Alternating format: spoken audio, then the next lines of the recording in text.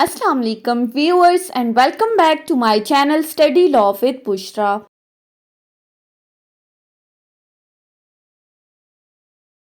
So we were discussing Land Revenue Act 1967 and in this video we are going to start from section 80. But before starting the discussion, I request you all to please subscribe to my channel and don't forget to press the bell icon for latest updates.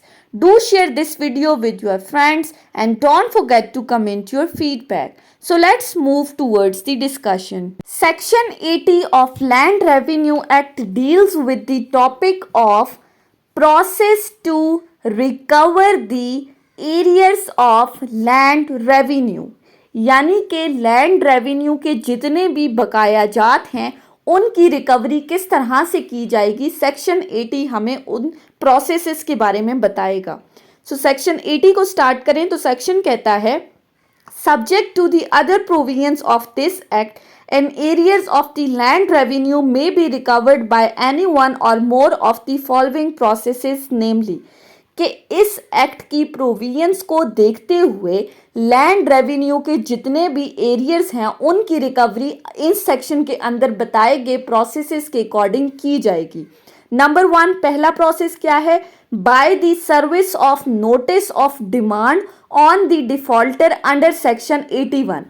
सबसे पहला तरीका जिसके जरिए arrears की recovery की जाएगी वो है कि उस डिफॉल्टर को एक नोटिस ऑफ डिमांड भेजा जाएगा, उससे मुतालबा किया जाएगा उस नोटिस के थ्रू कि आप arrears of the land revenue पे करें. अब ये जो नोटिस ऑफ डिमांड है ये किस तरह से भेजा जाएगा, फिर इसके अकॉर्डिंग कैसे रिकवरी होगी, ये सेक्शन 81 में हम डिटेल में डिस्कस करेंगे. Secondly by arrest and detention of his person under section 82. Second process में क्या बताया है कि अगर तो एक डिफॉल्टर नोटिस ऑफ डिमांड की कंप्लायंस नहीं करता, यानी कि नोटिस मौसूल होने के बाद भी लैंड रेवेन्यू पे नहीं करता, तो सेकेंड प्रोसेस क्या है कि उस पर्सन को अरेस्ट कर दिया जाएगा और कुछ अरसे तक उसको डिटेन कर दिया जाएगा. अब ये अरेस्ट एंड डिटेंशन किस तरह से होगी ये हम सेक्शन 82 में डिस्कस करेंगे. थर्ड प्रोसेस, इस सेक्शन के अंदर सिर्फ लिस्ट बताई हुई है उन प्रोसेसेस की. By distress and sale of his immovable property and uncut or ungathered crops under section 83. Third process में क्या कहा है कि उस डिफॉल्टर की जो मूवेबल प्रॉपर्टी है या जो उसकी क्रॉप्स वगैरह हैं उनको सीज करके या उनको सेल करके लैंड रेवेन्यू के जो एरियर्स हैं उनकी रिकवरी की जाएगी. ये प्रोसेस हम सेक्शन 83 में डिटेल में डिस्कस करेंगे. Fourthly by transfer under section 84 of the holding in respect of which the arrears is due. अब इन तीन प्रोसेसेस के अकॉर्डिंग भी लैंड रेवेन्यू के एरियर्स की रिकवरी नहीं होती, तो चौथा प्रोसेस क्या है कि वो जो होल्डिंग है, वो जो लैंड है जिसके बकाया जात हैं, जिसके एरियर्स पे करने हैं, उस होल्डिंग को किसी दूसरे पर्सन को ट्रांसफर कर दिया जाएगा. अब ट्रांसफर करने से एरियर्स किस तरह से रिकवर होंगे ये हम सेक्शन 84 में डिस्कस करेंगे. उसके बाद by attachment under section 85 of the holding in respect of which the arrear is due. अगर तो ट्रांसफर करने के बावजूद भी एरियर्स की रिकवरी नहीं हो रही तो फिर उस पर्सन की उस प्रॉपर्टी को अटैच कर दिया जाएगा. अब अटैच किस तरह से किया जाएगा ये सेक्शन 85 बताता है. उसके बाद by annulment under section 86 of the assessment of that holding. अब उसके बाद क्या कहा है? Annulment of the assessment of holding. Annulment से क्या मुराद है? Annulment means cancellation. अब कैंसिलेशन ऑफ द असेसमेंट से क्या मुराद है कि वो जो उसकी होल्डिंग है, जो उसकी लैंड है, उसकी असेसमेंट को कैंसिल करके लैंड रेवेन्यू रिकवर होंगे. ये हम सेक्शन 86 में डिस्कस करेंगे. उसके बाद नेक्स्ट प्रोसेस आ जाता है कि अगर इन तमाम के बावजूद भी एरियर्स की रिकवरी नहीं हो रही by the sale of that holding under section 88, तो फिर उस पर्सन की इस लैंड को, इस प्रॉपर्टी को सेल आउट कर दिया जाएगा, उसको बेच दिया जाएगा अंडर सेक्शन 88. हम इसको डिस्कस करेंगे. उसके बाद अगर तो इन तमाम प्रोसेसेस की बावजूद भी arrears of the land revenue की रिकवरी नहीं होती तो उसके बाद हम नेक्स्ट प्रोसेस की तरफ मूव करेंगे, जो कि क्या कहता है, by proceeding under section by proceeding against the other immovable property of the defaulter under section 90। यानी कि अब इन प्रोसेसेस के थ्रू भी एरियर्स की रिकवरी नहीं हुई तो उस पर्सन की बाकी जो इमूवेबल प्रॉपर्टी है उसकी तरफ हम प्रोसीड करेंगे, जो कि सेक्शन 90 में बताया गया है। सेक्शन 90 में वो तरीकाकार बताया गया है, तो उसके थ्रू फिर हम एरियर्स की रिकवरी करेंगे। सो ये सेक्शन 80 के अकॉर्डिंग कुछ प्रोसेसेस बताए गए थे जिनके थ्रू आप लैंड रेवेन्यू के एरियर्स को रिकवर कर सकते हैं। हम नेक्स्ट सेक्शंस के अंदर वन बाय वन इनको डिस्कस करेंगे। सबसे पहले हम आ जाते हैं अपने पहले प्रोसेस के ऊपर, जो कि है service of the notice of demand. So section 81 की तरफ अगर हम आ जाएं तो सेक्शन 81 क्या बताता है, नोटिस ऑफ द डिमांड। सबसे पहले डिफॉल्टर को एक नोटिस भेजा जाएगा जिसके थ्रू उससे एरियर्स का मुतालबा किया जाएगा। सेक्शन 81 क्लॉज 1 क्या कहती है, a notice of demand may be issued by revenue officer on or after the day following that on which an arrear of the land revenue accrues। Clause 1 कहती है कि उस डिफॉल्टर को एक नोटिस ऑफ डिमांड इशू किया जाएगा revenue officer की तरफ से, और रेवेन्यू ऑफिसर ये नोटिस किस दिन भेजेगा, ऑन द डे, उस दिन जिस दिन arrears of the land revenue की ड्यू हुए हैं, यानी कि जिस दिन से वो बकायाजात हुए हैं उस दिन या उससे अगले दिन, जो नेक्स्ट डे है, उस दिन उस पर्सन को नोटिस ऑफ डिमांड भेजा जाएगा और उससे ये मुतालबा किया जाएगा कि वो एरियर्स ऑफ लैंड रेवेन्यू जो अनपेड हैं उसको पे कर दे। अब क्लॉज 2 कहती है, the notice refer to in subsection 1 shall be served in the manner provided in subsection 1, 2 and 3 of section 24। अब इस क्लॉज 2 में कहा गया है कि जो हमने सब क्लॉज 1 में नोटिस ऑफ डिमांड की बात की, इस नोटिस को किस तरह से भेजा जाएगा, इस नोटिस को बिल्कुल उसी तरीकाकार के मुताबिक भेजा जाएगा जो सेक्शन 24 की क्लॉज 1, 2 एंड 3 में बताया गया है। यानी कि उसके घर में जाके उसको दिया जाएगा, अगर वो घर पर नहीं है तो उसके किसी एडल्ट मेल मेंबर को दिया जाएगा, अगर उस तरह से भी नहीं है तो फिर किसी कॉन्स्पिशियस प्लेस के ऊपर इसको चिस्पा कर दिया जाएगा। And a copy thereof shall be also be forwarded by registered post to the defaulter। और साथ ही साथ इस नोटिस की एक कॉपी उस डिफॉल्टर को बजरिया रजिस्टर्ड पोस्ट भी भिजवाई जाएगी। सो पहला तरीकाकार क्या है कि revenue officer notice of demand भेजेगा। अगर तो ये पर्सन इस नोटिस की कंप्लायंस नहीं करता, एरियर्स पे नहीं करता, तो फिर क्या होगा, फिर हम आ जाते हैं सेक्शन 82 के ऊपर। सेक्शन 82 क्या कहता है, arrest and detention of the defaulter. Notice के थ्रू एरियर्स उसने पे नहीं किए, दूसरा तरीकाकार है कि उस पर्सन को अरेस्ट करके डिटेन कर दिया जाएगा। अब ये कैसे, क्लॉज 1 कहती है, if after the lapse of 15 days of the service of notice of demand under section 81 on a defaulter, the arrears of the land revenue due from him or any part remain unpaid, the revenue officer may issue a warrant directing an officer named therein to arrest the defaulter and to bring him before the revenue officer। Clause 1 में कहा गया है कि अगर तो notice of demand भेजने के 15 दिन गुजर गए हैं और उन 15 दिन के अंदर भी उस पर्सन ने लैंड रेवेन्यू पे नहीं किया, तो उसके बाद जितने भी जो arrears of the land revenue हैं उसकी तरफ से जो अनपेड हैं, ऐसी सूरत में रेवेन्यू ऑफिसर उसके खिलाफ एक वारंट ऑफ अरेस्ट इशू करेगा और उस वारंट ऑफ अरेस्ट के अंदर वो उस ऑफिसर का नाम मेंशन करेगा जो ऑफिसर इस ऑर्डर को मानते हुए उस पर्सन को जाके अरेस्ट करेगा, और साथ ही साथ वो ऑर्डर में ये चीज़ मेंशन करेगा कि इस पर्सन को अरेस्ट करने के बाद मेरे सामने पेश किया जाए, यानी रेवेन्यू ऑफिसर के सामने। उसके बाद आ जाते हैं क्लॉज 2 के ऊपर।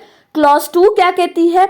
When the defaulter is brought before the revenue officer, the revenue officer may cause him to be taken before the collector or keep him under the personal restraint for a period not exceeding 10 days। जैसे ही इस defaulter को revenue officer के सामने लाया जाएगा, पहली चीज या तो रेवेन्यू ऑफिसर डायरेक्टली इसको कलेक्टर के सामने भेज देगा या फिर कुछ दिन के लिए उस पर्सन को अपने पास रोके रखेगा, यानी कि under personal restraint of that revenue officer वो उस डिफॉल्टर को रखेगा। लेकिन ये जो पर्सनल रिस्ट्रेंट है ये 10 दिन से ज्यादा की नहीं होनी चाहिए, यानी कि वो सिर्फ 10 दिन तक उस डिफॉल्टर को अपने पास रख सकता है। And then if the arrear is still unpaid cause him to be taken before the collector, और अगर तो उस बंदे को रोकने के बावजूद भी उसने एरियर पे नहीं किए तो फिर वो उसे कलेक्टर के पास भेज देगा। यानी कि दो बातें हैं, या तो रेवेन्यू ऑफिसर डायरेक्टली कलेक्टर के पास भेजेगा या अपने पास कुछ दिन रख कर, लेकिन वो कुछ दिन 10 दिन से ज्यादा नहीं होने चाहिए और फिर वो कलेक्टर के पास भेजेगा। Thirdly, where the revenue officer keeping a defaulter under personal restraint is an assistant collector of the second grade, he shall without any delay report his action to the collector if the period of such restraint exceed 24 hours। अगर तो जिस revenue officer के सामने उस defaulter को पेश किया गया है, अरेस्ट करने के बाद लाया गया है, अगर तो वो revenue officer assistant collector grade 2 का है, यानी कि उसका स्टेटस जो है वो असिस्टेंट कलेक्टर ग्रेड 2 का है, तो ऐसी सूरत में वो बगैर किसी ताखीर के इस पर्सन को कलेक्टर के पास भेज देगा। अगर तो वो पर्सन जो उसके पास लाया गया है वो 24 आवर से ज्यादा का टाइम पीरियड गुजर गया है, तो ऐसी सूरत में, यानी कि अगर रेवेन्यू ऑफिसर जो असिस्टेंट कलेक्टर ग्रेड 2 का है उसके पास कोई बंदा अरेस्ट करने के बाद पेश किया गया है और 24 आवर से ज्यादा का टाइम पीरियड गुजर गया है, तो वो डायरेक्टली इसको कलेक्टर के पास भेज देगा। Next, when the defaulter is brought before the collector may issue an order to the officer in charge of civil jail of the district directing him to confine the defaulter in jail for such period not exceeding 1 month from the date of the order or as the collector thinks fit। अब जैसे ही इस defaulter को collector के सामने पेश किया जाता है तो कलेक्टर क्या कर सकता है, वो क्या करेगा, एक ऑर्डर इशू करेगा। किसको ऑर्डर इशू करेगा? Officer in charge of the civil jail को। सिविल जेल के ऑफिसर इंचार्ज को एक ऑर्डर लिखेगा, उस ऑर्डर के अंदर उस पर्सन को, उस ऑफिसर इंचार्ज को डायरेक्शंस देगा कि वो इस पर्सन को जेल में कन्फाइन करे, और ये जो जेल में इस पर्सन को रखेगा ये कितने टाइम पीरियड के लिए रखेगा, इस ऑर्डर से अगले 1 महीने तक वो इसको जेल में रखेगा, या जितना भी टाइम पीरियड जो कलेक्टर को मुनासिब लगता है वो ऑर्डर में मेंशन कर देगा। उसके बाद the process of arrest and detention shall not be executed against a defaulter who is a female, a minor, a lunatic और एन इडियट।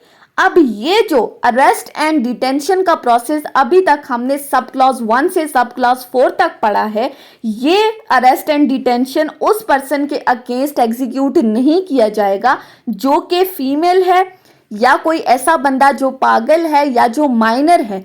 इनको एग्जैम्पशन दी गई है इस सेक्शन के अंदर कि इन बंदों के अगेंस्ट अरेस्ट वारंट या डिटेंशन का प्रोसेस एग्जीक्यूट नहीं किया जाएगा। शेल का वर्ड यूज हुआ है। Next, a warrant of arrest issued against a defaulter under subsection 1 shall not be executed if the arrears due from him are paid or the defaulter furnishes a security in the manner provided in clause B of subsection 8। अब subsection 1 के अंदर जो warrant of arrest की बात की गई है ये उस पर्सन के अगेंस्ट एग्जीक्यूट नहीं किया जाएगा, उस डिफॉल्टर के अगेंस्ट जिसने अगर तो arrears of the land revenue पे कर दिए हैं, पहली बात वो बंदा, या फिर जो डिफॉल्टर सबसेक्शन 8 की क्लॉज बी के अकॉर्डिंग सिक्योरिटी दे देता है। अगर कोई श्योरिटी दे देता है कि वो एरियर्स पे करेगा तो भी उसके अगेंस्ट अरेस्ट वारंट एग्जीक्यूट नहीं किया जाएगा। अब ये सिक्योरिटी कौन सी है? नेक्स्ट कहा है, any defaulter who under subsection 3 is being kept under personal restraint or under subsection 5 is being confined in the civil jail shall forthwith be set at liberty. कोई भी ऐसा डिफॉल्टर जिसको सबसेक्शन 3 के according personal restraint of the revenue officer रखा गया है या अगर किसी पर्सन को सिविल जेल में कन्फाइन किया गया है, उसको फौरी तौर पर रिहा कर दिया जाएगा। किन सिचुएशंस में? Number 1, on the arrears due from such defaulter being paid, अगर तो जितने भी बकायाजात उस पर्सन पर थे वो उन बकायाजात को पे कर देता है, यानी कि लैंड रेवेन्यू पे कर देता है, तो उसे फौरन छोड़ दिया जाएगा। या secondly, on the defaulter furnishing to the revenue officer ordering his arrest security to the satisfaction of revenue officer or collector for the payment of arrears due from him, या तो वो डिफॉल्टर कलेक्टर को या revenue officer को उनकी satisfaction के according कोई security दे देता है, कोई श्योरिटी दे देता है कि वो इतने अरसे तक लैंड रेवेन्यू पे कर देगा, एरियर्स पे कर देगा, तो ऐसी सूरत में इस सिक्योरिटी के अकॉर्डिंग उस पर्सन को छोड़ दिया जाएगा। सो दो सिचुएशंस हैं। ये था सेक्शन 82 अरेस्ट एंड डिटेंशन के बारे में।